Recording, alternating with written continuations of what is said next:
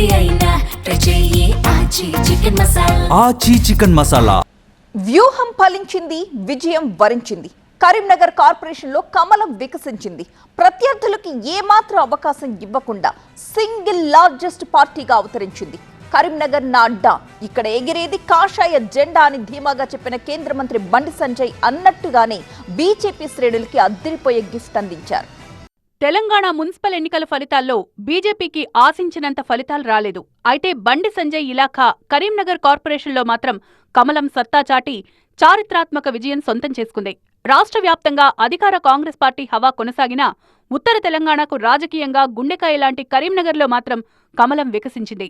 ఈ విజయంతో మరోసారి బీజేపీకి బండి సంజయ్కి తిరుగులేని కంచుకోట అని రుజువైంది. 66 డివిజన్లకు జరిగిన హోరాహోరీ పోరులో బీజేపీ సింగిల్ లార్జెస్ట్ పార్టీగా అవతరించింది. బీజేపీ 31 డివిజన్లలో ఘన విజయం సాధించగా కాంగ్రెస్ 12, బీఆర్ఎస్ 9, ఎంఐఎం 8, స్వతంత్రులు 5 స్థానాలకు పరిమితమయ్యారు. గతంలో ఇక్కడ అధికారంలో ఉన్న బీఆర్ఎస్ థర్డ్ ప్లేస్కి పడిపోయింది. కాంగ్రెస్ తన బలాన్ని కొంత పెంచుకున్నప్పటికీ బీజేపీ జోరును ఆపలేకపోయింది. కరీంనగర్ కార్పొరేషన్ మేయర్ పీఠాన్ని దక్కించుకోవడానికి కావలసిన మ్యాజిక్ ఫిగర్ 34. బీజేపీ 31 స్థానాలతో మెజార్టీకి 3 స్థానాల దూరంలో నిలిచింది.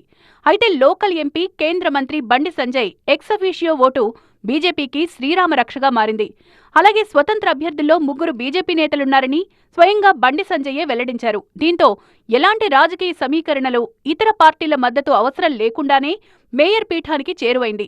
ఎంతో మందొచ్చి ఎన్ని రకాల అసత్య ప్రచారాలు చేసినా ప్రజలు బీజేపీని ఆదరించడం ఆనందంగా ఉందన్నారు బండి సంజయ్.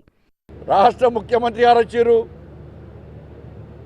రాష్ట్ర ముఖ్యమంత్రిని సరిపోలే, బడే బాయ్ని పంపిండు, మళ్ళా అసదుద్దీన్ ఓవైసీని సరిపోలే, చోటే బాయ్ అక్బరుద్దీన్ పంపించిండు సరిపోలే. మహారాష్ట్ర నుంచి వినిపించుకున్నారు, ఢిల్లీ నుంచి వినిపించుకున్నారు, కర్ణాటక నుంచి వినిపించుకున్నారు. ఎంఐఎం పార్టీ నాయకులు అందరూ వచ్చి ఈడ కలిసి ఎదిరినా కూడా ఇలా వాళ్ళు ఏం బీకెలకపోయారు. ఇలా కరీంనగర్ పార్టీలు, కరీంనగర్లో భారతీయ జనతా పార్టీ కార్యకర్తల దమ్మేందో ఇలా వాళ్ళు చూసి ఇలా పారిపోయారు. కరీంనగర్ నుంచి ఏం చేస్తామో చెప్పినాం. ఆ విశ్వాసం ప్రజలకు వచ్చింది. వాళ్ళ మాకు అభివృద్ధి కావాలి, సమస్యలతో తల్లడిల్లుతున్నాం. ఇవాళ ఇన్ని సమస్యలు తీర్చింది భారతీయ జనతా పార్టీ. బండి సంజయ్ ఈ కార్పొరేషన్ ఎన్నికల్ని ప్రతిష్టాత్మకంగా తీసుకున్నారు. అభ్యర్థుల ఎంపిక దగ్గర నుంచి ప్రచారం వరకు అన్నీ తానై దగ్గరుండి చూసుకున్నారు. కాంగ్రెస్, బీఆర్ఎస్ పై విమర్శలు ఎక్కుపెడుతూనే తాము గెలిస్తే ఏమేం చేస్తామో కాన్ఫిడెంట్ గా వివరించారు. ఆత్మీయ సదస్సులు, ర్యాలీలు నిర్వహించడంతో పాటు ప్రతి ఓటర్ను కలుస్తూ పార్టీని విజయ్ పథంలో నడిపించారు. ఈ విజయంతో బీజేపీ శ్రేణులు సంబురాల్లో మునిగిపోయాయి.